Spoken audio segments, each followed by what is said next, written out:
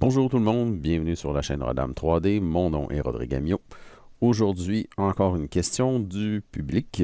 Zino qui pose une question à propos d'une pièce qu'il doit refabriquer pour sa tondeuse, je crois. Donc, j'ai déjà fait quelques petites vidéos sur le groupe Facebook à propos de différentes façons de faire cette pièce. Mais là, il m'a rajouté un petit défi avec des légères rainures embossées ici qu'on doit faire à l'extérieur. Donc, on va réattaquer cette pièce-là d'une autre façon et en espérant que vous allez apprendre quelques petits trucs aussi à travers tout cela. Donc, c'est la pièce qu'on va créer aujourd'hui. Je vais partir d'un design complètement neuf. Donc, je le répète jamais assez souvent, créez toujours une nouvelle composante. Ne travaillez jamais sur le premier niveau de votre design. Faites des composantes beaucoup plus flexibles pour l'assemblage ensuite. Une fois que j'ai ma composante, je vais reprendre le sketch qu'on a commencé. Mais cette fois-ci, on va y aller un peu autrement, c'est-à-dire qu'on va s'enligner sur une fonction de shell un peu plus tard. Donc, on va fabriquer la pièce comme si elle était pleine. On ne fera pas les vidages au centre tout de suite. Donc, on va commencer avec le premier cercle. Donc, la seule dimension que j'ai besoin ici, c'est l'intérieur de la pièce. D'accord? Je vais mettre, je suis un peu petit ici, je vais mettre environ, mettons 25 mm. D'accord? Je ne connais pas les dimensions réelles de la pièce, mais c'est pour l'exercice seulement. Ensuite de ça, l'extérieur. À l'extérieur, on va s'en aller environ à 160. D'accord? Une fois que j'ai ma pièce comme ça, je vais faire tout simplement mon extrude. Mais là, pour pouvoir faire notre fameuse rainure qui est vraiment centrée, donc la distance qui est ici est la même, on va s'assurer de faire un extrude à partir du centre pour s'assurer que notre plan de construction est au centre de notre pièce. Donc, je vais faire un extrude à partir de ceci, la touche E, et je vais mettre la direction symétrique ici. Et là, on a le choix de voir une dimension de chaque côté ou une dimension totale. Je vais prendre la dimension totale. Dans ce cas-ci, ça va être plus simple. Donc, on mesure la pièce qui fait, je ne sais pas. On va mettre 300 ici. Pardon, on va sélectionner le champ. 300 pour avoir notre pièce pleine ici. Ensuite, comment je vais... Le centre est peut-être un peu petit ici. Je vais, au lieu de retourner dans mon sketch, donc petit truc, je donne des trucs au fur et à mesure. Affichez votre sketch ici, d'accord, avec voyons, le petit œil ici, la fonction de visionnement. Faites bouton droit et faites Show Dimension. Donc, vous allez avoir les dimensions de votre sketch automatiquement. Et là, on peut aller choisir, je vais choisir ça ici. On va tirer ça, comme ça. Et là, je peux aller choisir, je vais tirer l'autre dimension aussi pour que ce soit un petit peu plus clean. Je peux aller modifier ma dimension ici en double-cliquant tout simplement sur la dimension. Et on va mettre 30 ici. Même à la limite 35 si je me fie un peu à ce que j'ai vu. Donc, on a notre 35 ici. Je peux enlever la visibilité de mon sketch. Et on va faire notre rainure ici. Je pense que la façon la plus simple, ça va être le Emboss. Donc, c'est quoi? Ça va permettre de voir la fonction Emboss. Je vais aller en mode sketch. Et cette fois-ci, je vais choisir le plan, celui-ci ou l'autre. Ça peut être un des deux plans, mais le plan sur le côté de la pièce, comme ça. Et on va tracer tout simplement une forme slot. Donc, c'est la fonction slot. Pour les gens qui utilisent l'interface en français, désolé, j'utilise l'interface en anglais. C'est voulu parce que je trouve qu'après, c'est plus facile de faire des recherches. On a accès à beaucoup plus de tutoriels en anglais avec les termes anglais. Donc, ici, je pars du centre parce que là, vous allez remarquer, je vais faire un escape ici, vous allez remarquer que dans la fonction slot, j'ai choisi celle où on part à partir du centre. On va définir un côté, donc à partir de la moitié. Ce qui me permet ici de m'ancrer, encore une fois, à partir du centre, me donner une certaine distance ici. Et une fois que j'ai cliqué, on va avoir la largeur de notre fente ici. Donc, je me trouve à avoir un profil ici, en plein centre de ma pièce, qui représente l'embossage que je veux faire. Et on va utiliser la fonction Emboss, embossage, qui est dans Create ici, et c'est la dernière fonction dans cette section. Donc, on va utiliser l'embossage ici. On va choisir notre slot comme profil, comme ça. Et comme surface, on va choisir tout simplement l'extérieur du cylindre. D'accord? Là, il est allé de l'autre côté. C'est pas tellement grave. Là, ici, on ressort. Nous, on veut aller à l'intérieur. Vous pouvez utiliser le deboss ici, mais honnêtement, tout ce qu'il fait, c'est qu'il rajoute une valeur négative. Donc, c'est vraiment pas... pourriez, même si j'avais été ici, si je m'en viens mettre une valeur négative ici, je tombe en mode deboss automatiquement. Donc, c'est vraiment la même chose, c'est juste un négatif. On va y aller à 5 mm, mettons. Pardon. Et voilà. Donc, 5 mm, c'est peut-être un peu petit. Un 8 mm peut-être, comme ça. Et je vais retenir mon 8 mm, d'accord? Parce qu'une fois que j'ai fini mon 8 mm, la pièce était arrondie. On l'a vu sur, comme on l'a vu sur les photos au début. Donc, j'ai un 8 mm ici au niveau de la distance qui est là. Je vais ajouter tout simplement un filet de 8 mm.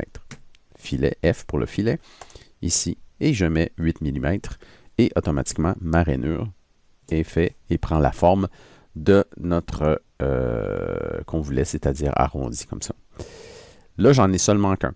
Et on va utiliser le pattern. Cette fois-ci, pas un pattern en mode sketch, mais on va utiliser le pattern en mode solide. Par contre, ce que je veux vous montrer avant, c'est que si on regarde ici, c'est que là, on va vouloir reproduire cette pièce-là, en fait, cette encavure-là, autour en pattern. Cette encavure-là est composée de deux éléments, deux features dans le timeline en bas ici. Donc, le filet et l'emboss. Donc, ce qu'on peut faire, c'est que, ce que j'aime bien faire, c'est tout de suite choisir ces deux-là. On fait bouton droit et on va les grouper ensemble. Et là, ce qu'on peut faire, c'est renommer ça et l'appeler groupe rainure, comme ça.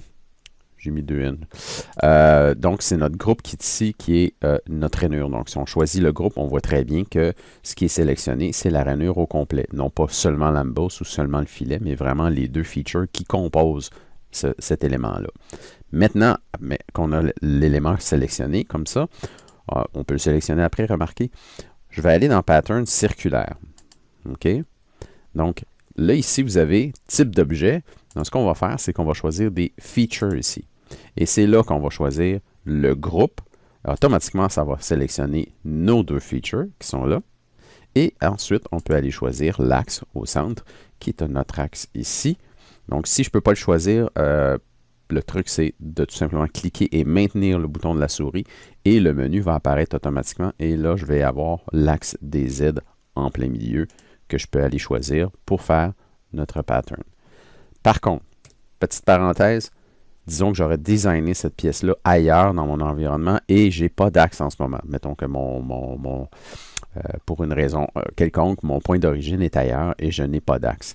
Très facile de créer un axe au centre d'un cylindre comme ça. La fonction existe. Il faut aller dans l'espace construction ici et tout simplement faire axe through cylinder. Donc, un axe à travers un cylindre. Et là, on peut choisir le cylindre extérieur ou le cylindre intérieur, peu importe. Dès qu'on clique, un axe qui va se créer automatiquement. On fait Entrée. Et tous les plans de construction, les axes et les points de contrôle, les vertex, vont se créer sous un dossier. Donc, ici, c'est ma composante qui est active. De façon automatique, j'ai un dossier construction qui est apparu ici, où il a placé mon axe. Donc, j'ai un contrôle de visibilité sur cet axe-là. À partir du moment où j'ai un axe que je sais qui est vraiment ancré sur le cylindre qui est là, on peut faire notre fonction. Ici, on va aller dans... Oups, il y a un petit glitch sur mon PC. Miroir, ici, on retourne. Donc, on l'a dit ici, on va choisir notre groupe ici, qui comporte le filet et l'emboss. D'accord? Comme ça, il ne me le sélectionne pas. Pourquoi? J'ai fait Mirror, ce n'est pas la bonne fonction. Excusez. Donc, je disais vraiment Pattern ici. Et voilà, Pattern circulaire. On choisit notre groupe ici. Et ensuite de ça, on va aller choisir notre axe qu'on a créé comme ça. Et je pense qu'il y en avait 6 autour de notre pièce. Et voilà. Et là, on a nos 6 rainures, enfin embossées, créées dans notre pièce. Maintenant, ce qu'il nous reste à faire, je vais enlever la visibilité de l'axe ici. Ce qui reste à faire, c'est qu'il faut vider cette pièce. Et pourquoi je l'ai fait dans cet ordre-là? C'est que là, on va pouvoir utiliser la fonction shell. Donc, c'est la fonction qui est ici. La fonction shell, ce qu'il faut comprendre, c'est qu'on va évider une pièce en définissant une épaisseur et toutes les surfaces que l'on choisit dans le mode shell vont être les surfaces qu'on veut qu'elles soient ouvertes. Donc, ici, je peux choisir un des bouts comme ça, et je vais choisir naturellement l'autre bout. Si je ne choisis pas l'autre bout et que je mets une épaisseur, mettons qu'ici je vais mettre 5 mm, il va finir par le faire, et voilà. Donc je vais avoir comme un pot là, qui va être avec un fond ici, d'accord?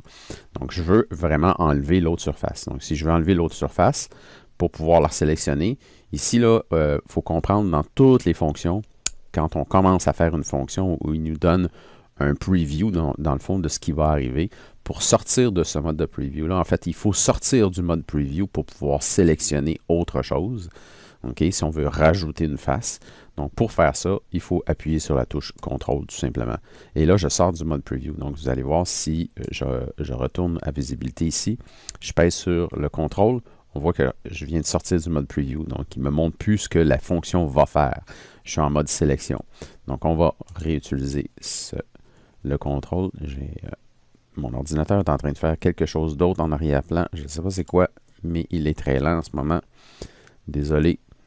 Et voilà, donc je viens de choisir mes deux surfaces, ce qui fait que j'ai une pièce complètement évidée avec une épaisseur de 5 mm. Et là, vous allez voir, parce qu'on a utilisé la fonction shell, ben, toutes mes rainures que j'ai fait à l'extérieur vont automatiquement suivre le profil.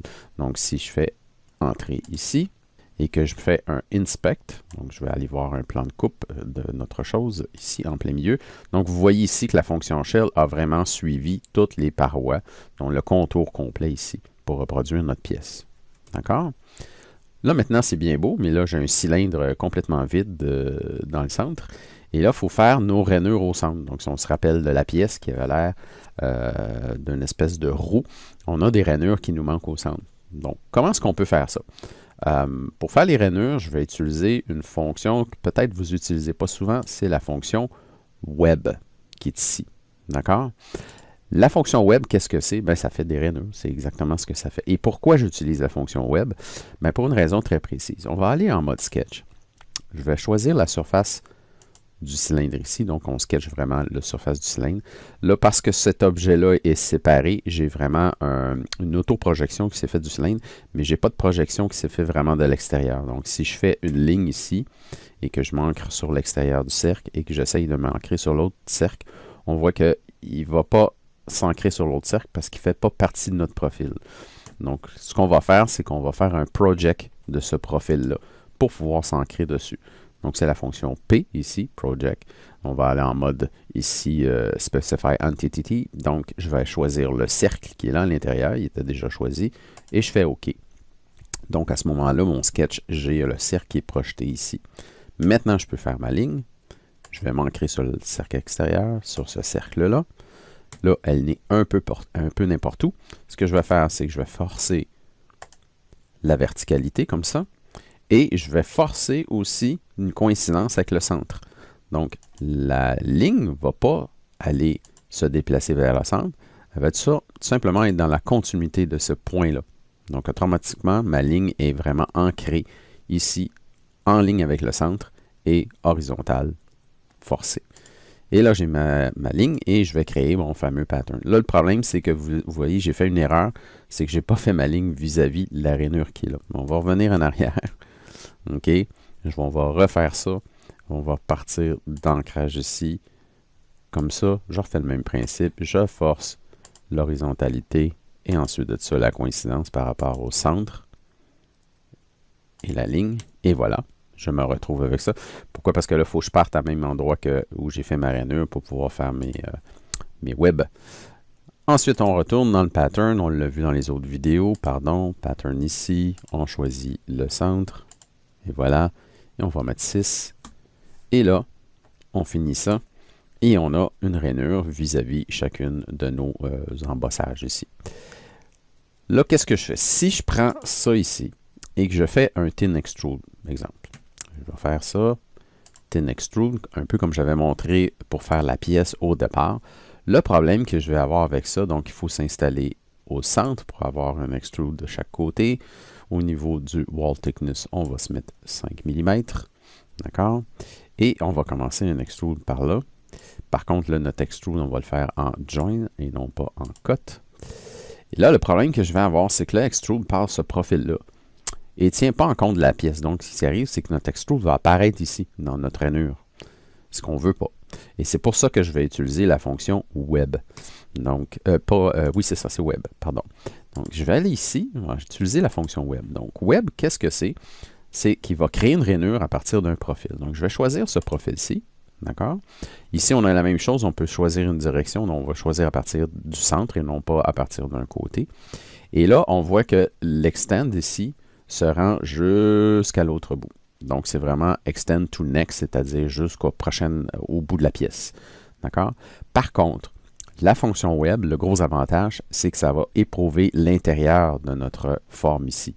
Donc, je n'ai plus l'extrusion qui est ici, là, qui va réapparaître dans notre embossage. Je me perds un peu dans mes termes, là, excusez.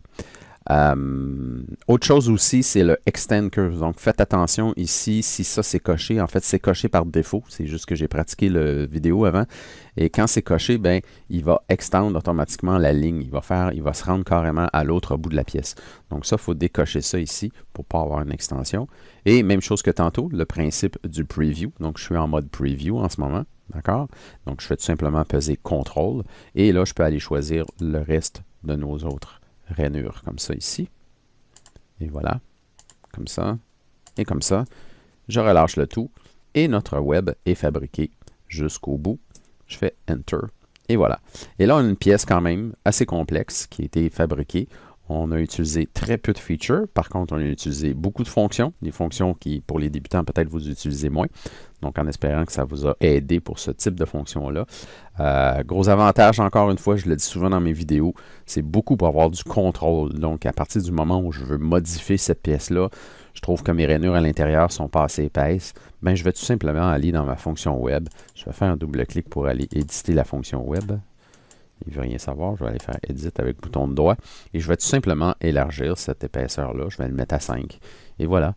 Et la modification est faite. Même chose pour mes rainures. Si je trouve que mes rainures sont trop petites, on peut aller dans le sketch de nos rainures. OK, c'est celui-là. On aurait pu le renommer aussi. Juste faire un rename ici. Sketch rainure.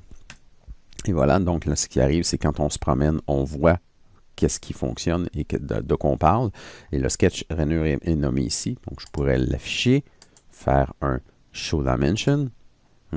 Et à partir du show dimension, je n'ai pas mis de dimension sur mon sketch.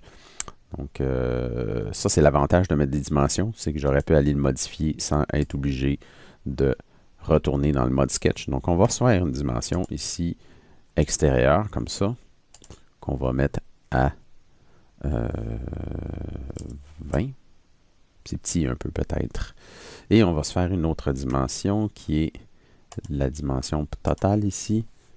200. Comme ça, peut-être plus dans ce coin-là. Je vais faire Finish Sketch. Et Compute, c'est mon enregistreur en ce moment qui prend beaucoup de jus. Donc, on a nos mesures ici et on peut vraiment aller les modifier là, comme on veut. On peut mettre, 220 comme ça. Enter. Excusez la lenteur de mon ordinateur. Je ne sais pas ce qui se passe. Donc, vous aurez compris le principe. Donc, on peut montrer ici toutes les dimensions. Même chose pour l'autre sketch ici, où on voit les dimensions. Et ça nous permet de modifier notre pièce ici en la regardant dans son entièreté. Donc, en espérant que ce petit vidéo-là vous aura aidé. Et je vais continuer à screener les différentes questions sur le web et je vais me servir de ça pour pouvoir faire des petits tutoriels sur la chaîne. Donc, merci et à la prochaine.